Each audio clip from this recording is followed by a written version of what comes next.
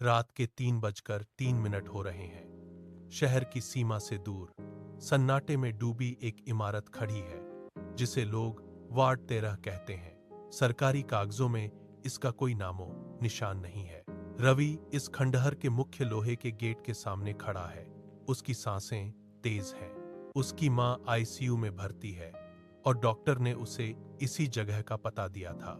रवि अपना हाथ गेट की कुंडी पर रखता है, लेकिन उसे छूने की जरूरत नहीं पड़ती। भारी धातु का गेट बिना किसी आवाज के अपने आप अंदर की ओर खिसक जाता है। रवि एक कदम अंदर रखता है। तुरंत ही सड़े हुए मांस और तीखी फिनाइल की गंध उसके नथुनों में भर जाती है। वह अपना हाथ नाक पर रखता है और पीछे हटने की कोशिश करता है, लेकिन गेट उसके पीछे जोर से बंद हो जाता है। सन्नाटा फिर से छा जाता है, लेकिन अब हवा में एक भारीपन है। रवि अपनी टॉर्च जलाता है। रोशनी का दायरा अंधेरे में कांपता है। वह गलियारे में आगे बढ़ता है। फर्श पर उसके जूतों की आवाज गूंज रही है। यहाँ की हवा ठंडी है और दीवारें जैसे किसी दबी हुई चीख को सोख रही हैं। वह रुकता है क्योंकि सामने का रास्ता अब पूरी तरह से धुंधला दिखाई दे रहा है। रवि टॉर्च की पीली रोशनी को गलियारे की दीवारों पर घुमाता है। रोशनी का दायरा जैसे जैसे आगे बढ़ता है, दीवारें अपना विभत्स रूप दिखाने लगती हैं। प्लास्टर जगह जगह से उखा हुआ है और उसके नीचे ईंटें किसी पुरानी चोट की तरह दिख रही हैं। रवि का हाथ कांपने लगता है। रोशनी एक ऐसी जगह ठहरती है जहां दीवार पर गहरे लंबे निशान बने हैं। वे किसी इंसान के नाखूनों से खोदे गए गहरे गड्ढे हैं जो पत्थर को चीरते हुए नीचे तक चले गए हैं। रवि करीब जाकर उन्हें छूने की कोशिश करता है, लेकिन उसकी उंगलियां हवा में ही रुक जाती हैं। उन निशानों के ठीक बीच में ताहा गाढ़े लाल रंग से कुछ लिखा है। रवि अपनी टॉर्च को स्थिर करता है। अक्षरों से अभी भी तरल पदार्थ नीचे की ओर रिस रहा है। वहां लिखा है, मत आओ। रवि की सांसें गले में अटक जाती हैं। वह पीछे हटने के लिए मुड़ता है, लेकिन उसके जूते फर्श पर किसी चिपचिपी परत से चिपक जाते हैं। गलियारे की दीवारें जैसे सिकुड़ने लगती हैं। वह अपनी टॉर्च को फिर से उन शब्दों पर डालता है और इस बार उसे महसूस होता है कि वे शब्द स्थिर नहीं हैं, बल्कि धीरे धीरे फैल रहे हैं। रवि का दिल पसलियों से टकरा रहा है। वह दीवार से दूर होने की कोशिश करता है, लेकिन उसके कदम भारी हो गए हैं। यहाँ की हवा में अब एक अजीब सी थरथराहट है। तभी गलियारे के अंत में घने अंधेरे से एक जानी पहचानी आवाज गूंजती है। रवि, यह उसकी मां की आवाज है। रवि का शरीर जो अभी तक जड़ था, अचानक हरकत में आ जाता है। वह टॉर्च को जोर से पकड़ता है और आवाज की दिशा में भागने लगता है। उसके जूतों की थाप खाली गलियारे में गूंज रही है। वह दौड़ते हुए एक मुंह पर पहुंचता है, जहां से वार्ड 13 लिखा हुआ एक पुराना जंग लगा लोहे का दरवाजा दिखाई देता है। रवि वहां रुक जाता है। मां की आवाज फिर से सुनाई देती है, लेकिन इस बार वह धीमी और कांपती हुई है। वह दरवाजा खोलने के लिए हाथ बताता है, तभी अंदर से कुछ सुनाई देता है, खुरचने की आवाजें, जैसे कोई तेज नाखून धातु के पीछे से लगातार रगड़ रहा हो। आवाजें तेज होती जा रही हैं, एक लय में, जैसे कोई अंदर से बाहर निकलने के लिए संघर्ष कर रहा हो। रवि के माथे पर पसीना चमक रहा है। वह अपनी सांसें थाम लेता है। खुरचने की आवाजें अब दीवार के कंपन के साथ मिल गई हैं। वह दरवाजा जोर से खटखटाता है, लेकिन अंदर से जवाब में सिर्फ वही खुरचने की आवाज और तेज हो जाती है। रवि का दिल तेजी से धड़क रहा है। वह पीछे हटता है, फिर पूरी ताकत के साथ अपने कंधे से दरवाजे पर जोर लगाता है। उसे पता है कि उसे अंदर जाना ही होगा, चाहे जो भी हो। रवि अपने पूरे शरीर का वजन दरवाजे पर डाल देता है। धातु के कब्जे चीखते हुए खुलते हैं। जैसे ही वह अंदर कदम रखता है, उसके हाथ में मौजूद टॉर्च की रोशनी एक झटके के साथ बुझ जाती है। सन्नाटा इतना गहरा है कि रवि को अपनी ही धड़कनें सुनाई दे रही हैं। वह अंधेरे में हाथ पैर मारता है, लेकिन तभी एक जोरदार बिजली की कड़क जैसी आवाज गूंजती है। अचानक छत पर लगी मरियल ट्यूबलाइटें एक साथ झिलमिलाकर जल उठती हैं। रोशनी इतनी तेज और सफेद है कि रवि की आंखें चौंधिया जाती हैं। जैसे ही उसकी दृष्टि स्थिर होती है, उसके सामने का दृश्य किसी बुरे सपने से भी भयानक है। कमरे में कतार से बेड लगे हैं। हर बेड पर एक लाश लेटी है। उनकी खाल अंदर से बाहर की ओर पलटी हुई है, जैसे किसी ने उन्हें भीतर से चीरकर बाहर निकाला हो। उनकी आंखों की जगह सिर्फ खाली गड्ढे हैं, लेकिन वे सब के सब उसी दिशा में मुड़े हैं जहां रवि खड़ा है। कमरे में फिनाइल की गंध अब इतनी तीखी है कि रवि का दम घुटने लगता है। वह पीछे मुड़कर भागना चाहता है, लेकिन उसके पैर जमीन पर जम गए हैं। बेड पर पड़ी लाशें एक अजीब सी लय में हिल रही हैं। एक लाश धीरे से अपना सिर घुमाती है। उसकी गर्दन की हड्डी टूटने की आवाज पूरे कमरे में गूंजती है। रवि की सांसें रुक गई हैं। कमरे के कोने से एक भारी दरवाजा धीरे से खुलता है। फर्श पर घिसटती हुई जूतों की आवाज सन्नाटे को चीरती है। एक नर्स कमरे के बीचों बीच आकर खड़ी हो जाती है। उसके कदम रुकते ही कमरे की सारी लाशें एक साथ अपनी गर्दनें उसकी ओर घुमा लेती हैं। नर्स का चेहरा प्रकृति के नियमों के विपरीत है। उसकी आंखें ठुड्डी के पास धंसी हुई हैं और उसका मुंह माथे के ऊपरी हिस्से पर स्थित है। वह अपना सिर एक झटके से रवि की तरफ घुमाती है। उसके गले से एक गड़गड़ाहट भरी आवाज निकलती है। वह रवि की ओर एक कदम बढ़ाती है। उसकी हर हरकत में एक अजीब सा खिंचाव है। वह अपनी विकृत आंखों से रवि को घूरती है और घोषणा करती है, मरीज देर से आया है, अब सजा मिलेगी। यह आवाज कमरे की दीवारों से टकराकर गूंजती है।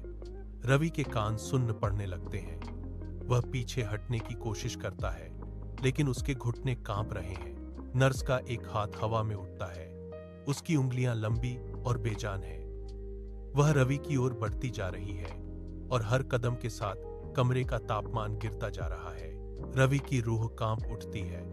वह अपनी आंखों के सामने इस दृश्य को देख रहा है, लेकिन उसका दिमाग इस भयावह सच्चाई को स्वीकार करने से इनकार कर रहा है। नर्स अब उसके बिल्कुल करीब है। उसकी सांसों से ससे हुए मांस की गंध आ रही है। रवि पीछे की ओर झटके से मुड़ता है और मुख्य द्वार की तरफ दौड़ना शुरू करता है। उसके जूते फर्श पर रगह खाते हुए तीखी आवाज करते हैं। वह अपनी पूरी ताकत झोंक देता है, लेकिन तभी उसे महसूस होता है कि उसके पैर आगे नहीं बढ़ रहे। फर्श का कंक्रीट अचानक किसी दलदल की तरह नरम पड़ गया है। रवि का एक पैर घुटने तक नीचे धंस जाता है। वह संतुलन खोकर गिरता है और अपने हाथों से फर्श को पकड़कर खुद को खींचने की कोशिश करता है। तभी फर्श की दरारों से हजारों ठंडी, पीली और मांसल उंगलियां बाहर निकलती हैं। ये इंसानी हाथ हैं, जो किसी मरी हुई भीड़ की तरह फर्श से ऊपर उठ रहे हैं। वे रवि के टखनों को कसकर जकड़ लेते हैं। रवि चिल्लाने की कोशिश करता है, लेकिन उसकी आवाज उसके गले में ही घुट जाती है। हाथ उसे नीचे की ओर खींच रहे हैं, जैसे जमीन उसे निगलने के लिए तैयार हो। वह अपने नाखूनों से फर्श को खरोंचता है। कंक्रीट के टुकड़े उसकी उंगलियों में चुभ रहे हैं, लेकिन पकड़ और मजबूत होती जा रही है। उसके घुटने अब पूरी तरह फर्श के अंदर जा चुके हैं। वह पूरी तरह असहाय है। चारों तरफ से निकले हुए ये हाथ उसे हिलने तक की अनुमति नहीं दे रहे हैं। रवि का शरीर अब पूरी तरह से फर्श की पकड़ में है। नर्स रवि के चेहरे के ठीक सामने आकर रुकती है। वह अपनी कमर से बंधी एक धातु की ट्रे से एक लंबी पारदर्शी सिरिंज निकालती है। उसके अंदर कोई तरल दवा नहीं, बल्कि गड्ढा हिलता हुआ काला धुआं भरा है। रवि अपनी गर्दन को पीछे खींचने की कोशिश करता है, लेकिन फर्श से निकले हाथ उसके सिर को जककर स्थिर कर देते हैं। नर्स का हाथ हवा में स्थिर होता है, फिर वह सुई को रवि की गर्दन की नस में धंसा देती है। सुई के अंदर का काला धुआं तेजी से रवि की नसों में उतरने लगता है। रवि को अपने शरीर के भीतर एक भीषण ठंडी लहर दौड़ती महसूस होती है।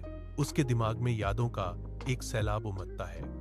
वह देखता है कि यह अस्पताल नहीं, बल्कि रूह निकालने का एक व्यवस्थित कारखाना है। वह डॉक्टर, जिसे वह अपनी मां के इलाज के लिए ढूंढ रहा था। वह कोई इंसान नहीं बल्कि इसी तंत्र का हिस्सा है। वार्ड 13 दूसरी दुनिया का एग्जिट गेट है। रवि की पकड़ फर्श पर ढीली पड़ जाती है।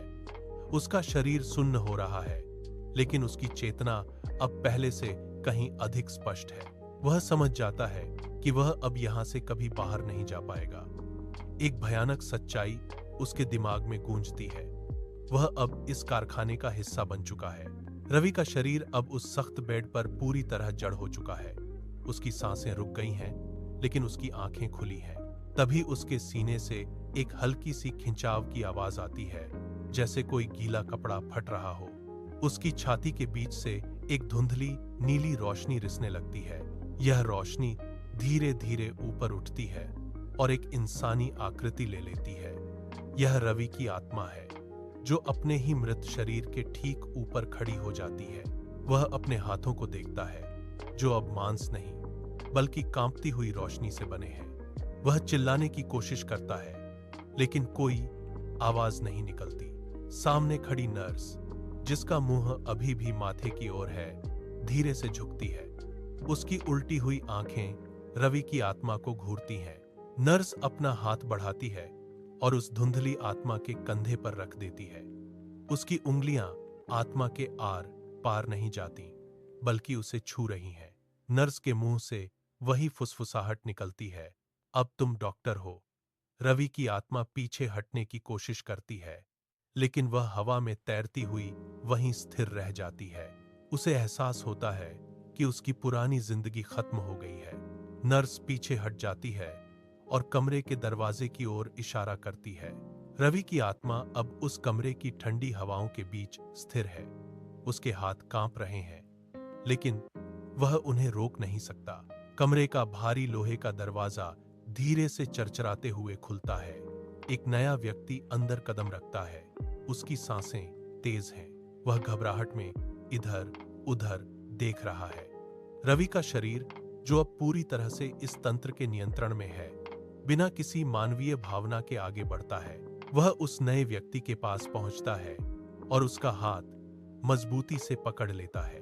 रवि के गले से वही जानी पहचानी ठंडी आवाज निकलती है, डरो मत, बस इलाज शुरू होगा। वह व्यक्ति कांपने लगता है, लेकिन रवि उसे सीधे बेड की ओर खींचता है। कमरे के बाहर की दीवार पर लगा पुराना जंग लगा बोर्ड अचानक हिलने लगता है।